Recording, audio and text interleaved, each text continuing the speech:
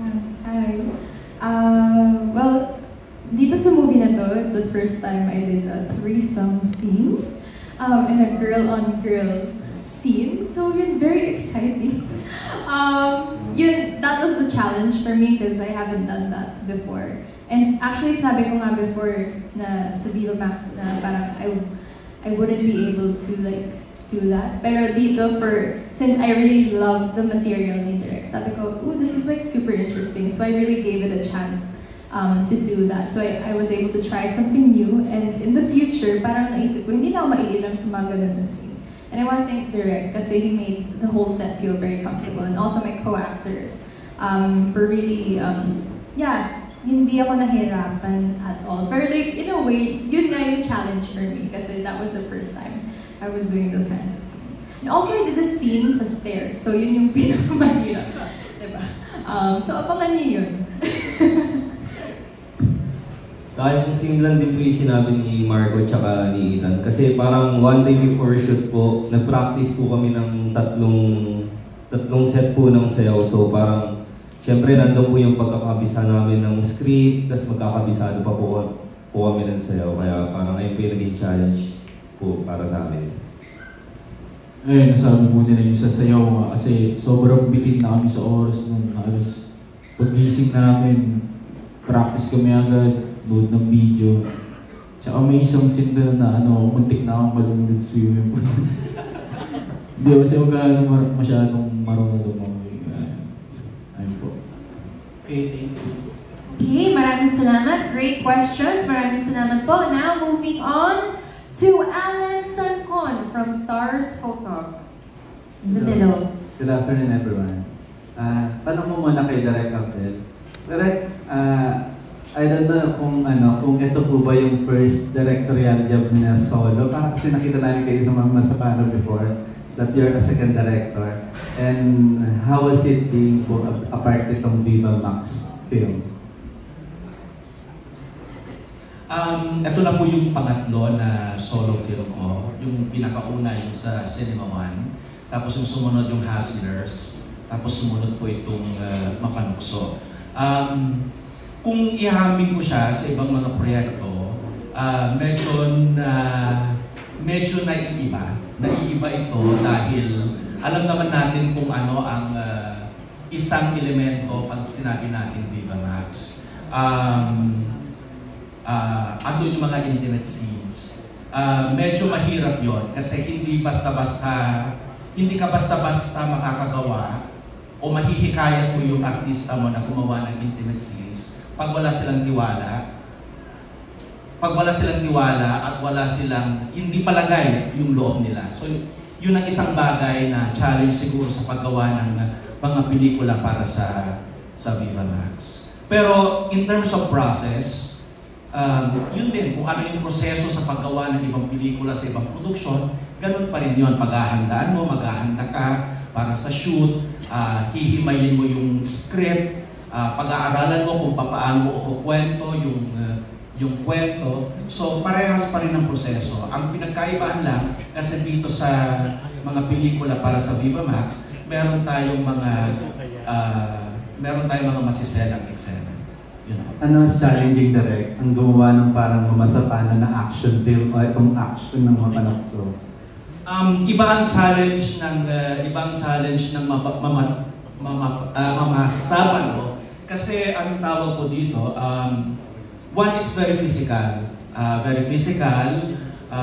Takbo ka ng takbo, patakbo ka ng patakbo ng mga tao. Tapos dahil open field, napakainit. Iba yung challenge nung pelikula na yun as compared to this. Pero ito, ang kwan nito kasi since anong tawag dito, yun nga, yung sabi ko, yung challenge nito is kung paano ko, ito yung lagi yung problema ko yung kung paano ko gagawin yung love scenes na sexy siya, pero hindi malaswa. I want it tastefully done. Ayoko yung pag pinanood ko o pag pinanood ng mga kaibigan ko o ng pamilya ko, sasabihin nila sa akin, ay parang inabuso mo yung mga babae, inabuso mo yung mga artista. Ayoko nun. Kaya pag maingat ako sa pag-anggulo, maingat ako sa paghahanda para sa mga ganong eksena. Kasi gusto ko, pag pinanood ko ako mismo, hindi ko mararamdaman na naabuso yung artista sa shoot. Thank you, Direk. Congratulations sa third film mo. Thank you. Yung second question pa to the cast members. So, second question pa lang naman ako. Para may idea lang rin kami kung ano yung magiging mga role nyo dito sa Mapanokso. Ang daming cast members di ba? Parang ano yung mga aabangan namin sa inyo dito at eksena.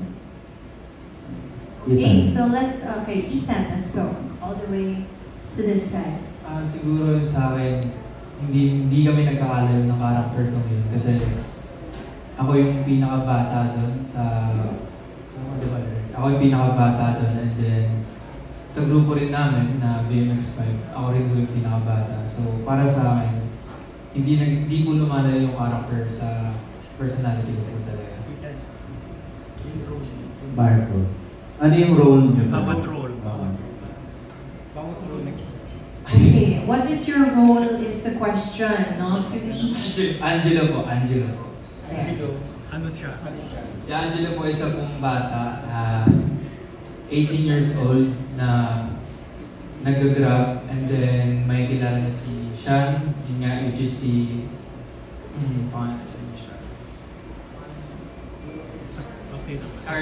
Carlo, and then yun, si Carlo yung parang mag-guide sa kanya para mag-work sa yun nga sa dade. Ako po dito si Primo, isa sa veteran professional dancer dito sa The Dead. And yan, kagrupo ko po si Mon Mendoza, si Calvin Reyes, si Sean De Guzman. And isa akong regular client ni Natasca. I played the role of Mika po. Isa po akong regular na customer sa Den. And meron po akong no label relationship with Carlo, which is Sean De Guzman po. Hi, I play the role of Tanya. Isa ako sa mga parang anak ng top clients of the Den. And I'm like this rich bitch na talagang very dominant na parang sobrang he's my boy toy, yung character ni Marco. So basically, I kind of bully him and push him to his limit and stuff like that. So it was very challenging for me to do this character because it's very different sa lahat na nagawa ko before sa Viva Max. Kasi very, kontrabida siya in a way. But it was really fun. So abangan niyo yung side of me na ganun. Ako po dito si Benji, isa po ako dito. Lagi po ako ditong wala sa amin, lalo na sa rehearsal kasi parang inuuna ko dito yung babae, inuuna ko po yung pambabae. Pero sa personal naman po, di po ako. Kaya medyo nahirapan po ako kasi ang hirap sobrang bait ko po sa personal kasi sa pagdating po sa role, babaero po ako. Kaya, Ayan, ako naman po si Jason dito. Isa pong probinsyano dito na may asawa at anak. And iniwan ko po sila, pumunta po ako ng Maynila para magtrabaho dito sa Daden.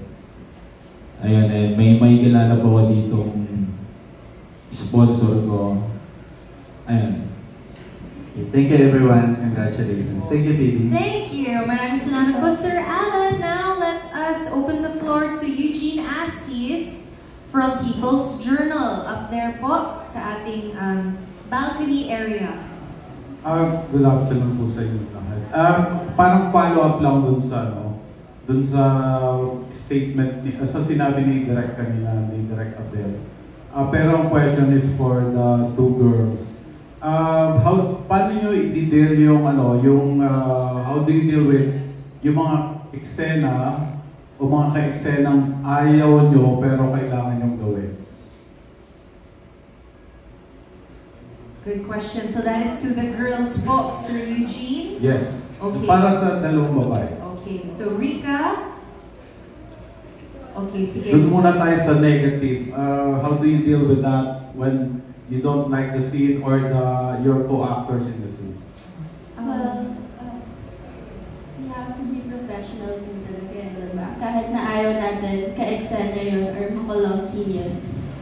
Work is work kasi for me eh. Kailangan professional po tayo. So, yung mga personal problems ko about him or her, sinaset aside ko po yun.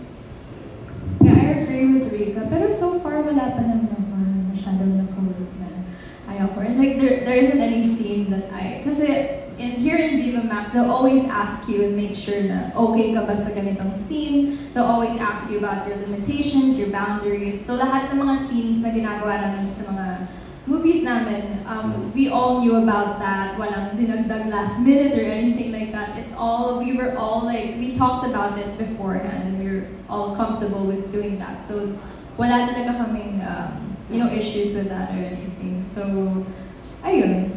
And yun nga, as Rika said, parang professionalism lang talaga. If ever magkaroon ng ganun, to the point na ganun, you just have to stay professional because work is work. Thank you.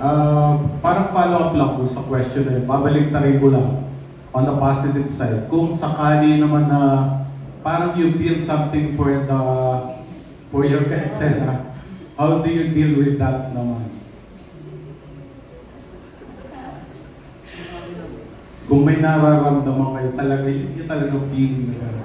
Well, same pa rin naman. You have to be professional po talaga. Yun din po.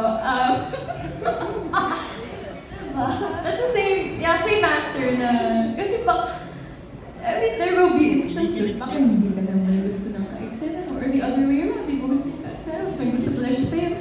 So, ayun, professionalism. We're all co-workers here. Pero, ayun. Tuloy na natin sa mga lalaki, the positive question. How do you deal with that? Or anong feeling nyo? I-enjoy nyo lang? Or nagiging mas maganda ba yung eksena kung gusto nyo yung ka-eksena? Ang akin po naman, di ko naman masyadong ni-enjoy yung mga sex scenes kasi syempre trabaho yun. Tapos, syempre, ang daming cameras. Tapos, ayun, basta very sensitive yung topic na yan. And para sa akin, I just wanted to make sure na komportable yung mga kapartner ko sa akin. And, yan. That's game. Okay. Yung iba? Okay, dito naman, Calvin. Ay, syempre, trabaho pa rin po dapat iniisip mo nun. Ano ba yung... How do you deal with that? If you're enjoying the scene that you're doing? Syempre, hindi dapat...